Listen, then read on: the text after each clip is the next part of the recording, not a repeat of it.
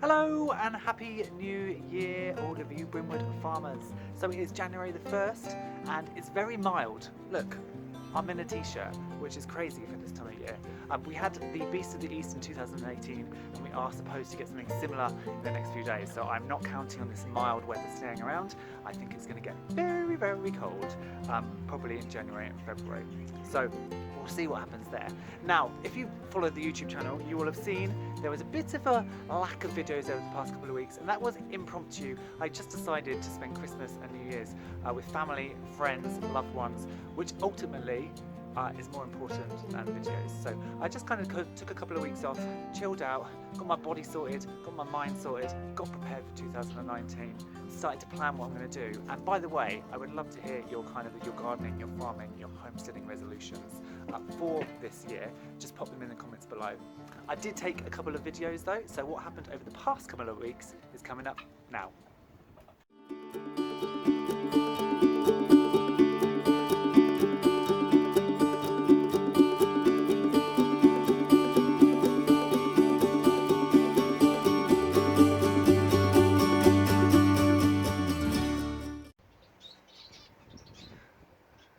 Well, it's a sad day here at Brimwood Farm because look, Barry has died.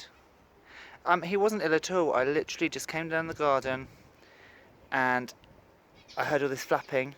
I opened the coop and he had died seconds earlier. What a strange surprise. He wasn't, as I say, he wasn't ill. He's in lovely condition, look. He's just a beautiful bird. Look at the length of his spurs though. They needed a cut. But yeah, so I don't know what's happened to Barry, but he has departed us. Sorry, Barry. Which now begs the question, who am I going to use for my breeding silkies? I'm going to have to buy another new cockerel, I think. Or I'll buy in some unrelated eggs and hatch them out. That's a bummer.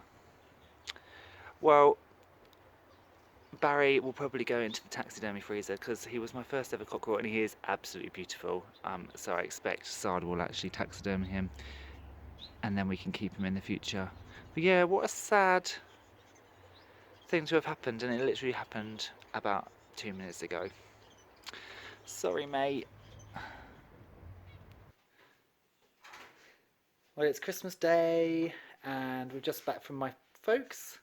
We haven't really got any decorations up here, we just made the fire nice. So we're just chilling out. We're about to put a movie on. The dogs are down here, you can't even see. There is Beetle. And we've got a couple of guests for Christmas. So the first are these guys. I don't know if they're out. Here she is. So this is Gwen. And then in here we also have Audrey. I'm not sure where, there's Audrey. She's at the back there. So these are mice from work. And they're really cute. There's little Audrey. Hello. Hi. So they are here from work. Just looking after them for a couple of days. And then I also have, hello Ollie, Mr. Grumbles in his tank. There he is. And then, if we come through this way, we have Bo, who's sniffing Todrick. So Todrick is a rescue tortoise. Can you get out of the way, Bo? So he is just headed straight into the kickboard, but he is staying for Christmas as well. So we're just chilling out today, enjoying a lovely Christmas. I hope you've had a wonderful day too, and I'll catch up with you soon. Now, correct me if I'm wrong, but I thought that last year I had these two pots filled with white narcissi, and then they were placed either side of this kind of entrance to the vegetable patch. However, there is nothing in these pots. So I don't know what's happened, whether somebody's come along. So one of the pots was tipped over, I should say that, and it was kind of left with this much. So I don't know whether something's come along and eaten those bulbs. Fox possibly has come and pulled them out, or I don't know. But that just means there's an opportunity to plant something. So you remember my bulb haul a while ago. Now these are all the stuff that I'm planting here. The other stuff I bought, the narcissi, the crocuses, the anemones, wood anemones, they're all stuff that are going up at the farm, but this stuff is going here. Now I don't want to put it all into the ground because, as again, this is the year now, or next year, 2019 will be the year going forward that we're moving, hopefully. But what I'm going to do is I'm going to pack it into pots. So I thought, actually, these beautiful alliums, I've got 8 in each pack, so I think I might put 8 in each of these. They're quite tall as well, so they'll come up maybe to the height of this light. And then I'll get another couple of pots and I'll kind of do a little walkway of these alliums, and then I've got these irises to put out, also going to put them into pots, and then these ranunculus as well. So today is all about getting stuff into pots, but I think these alliums in particular will look really, really pretty, just alliums stuffed into these pots. And again, when you're putting bulbs in, if you're putting them into the ground, you want to space them out. If you're pot planting bulbs, you can really pack them in tightly to make that nice display, and then after that season then you can split them and put them into the ground and let the bulbs refresh and gain their energy. But for that first year you can really pack them in tightly, and they'll still flower because they've come obviously in good condition. So that is today's plan, getting these bulbs in the ground before all this mild weather makes stuff starting to grow. Well, you would be right in guessing that we're not at the farm and we're not at homestay. We're actually at Whipsnade Zoo, and I wanted to show you these beautiful yaks because they're the kind of thing that everybody walks past. They just want to see elephants and tigers and bears and rhinos, but I think these are pretty darn cool. She's weeing right in front of us. So I'm assuming, because he is sniffing, that is actually the bull behind her, and that would be a cow. So he's seeing if she's an estrus. But they are, yeah. So he's sniffing to see whether she's ready. But that is, look at that, all of that hair. It's amazing. I love it. I did watch, I think it was on Justin Rhodes' Great American Tour. He went to a farm where they actually did farm yak. I think they're classed as a dangerous animal over here, so you'd have to have a dangerous animal license to have them. But they are stunning. And fairly small as well. They're not big at all.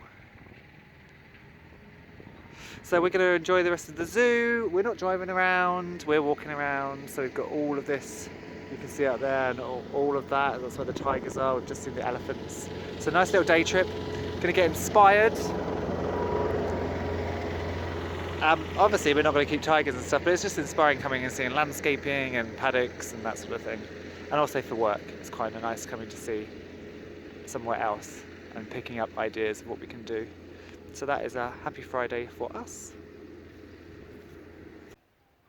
So I showed you the yak earlier, but we found some European bison, which are just stunning. I think you can tell that I have my cow love, but look at them. Beautiful beasts.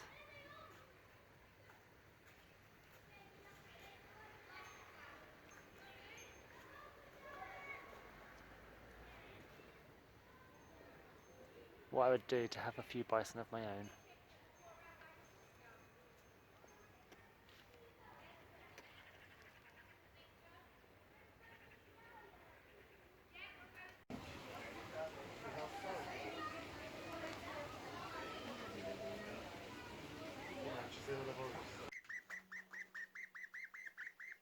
So let's check in with the baby budgies. Here they are. They've grown really, really quick. Now, as you can see, they've got beautiful wing feathers, and they are slightly different colours. So this little chap, you can see, is kind of a sky bluey colour. And then this one, oh, this is so difficult because they want to keep moving around. Do you want to, oh, well, look at your tail feathers. So there you go. You can see a sort of sky bluey colour there on the tail. And then this guy, if he let us show you, is more of a violet. It's really hard to see. I wonder if I put them down. So here you can see blue on their tail, and then this guy is more of a little violet colour. Both doing tremendously well. In fact, this little one keeps coming out. He's not ready to fledge, but he keeps popping out. But yeah, they've done really well. Let's grab him as well, and I can show you the different. See, he's a lot bluer. Lovely little things. And Mum and Dad hiding in their poopy box. So I'm going to put the kids back in, and probably the next time you see these guys, they will be fledging.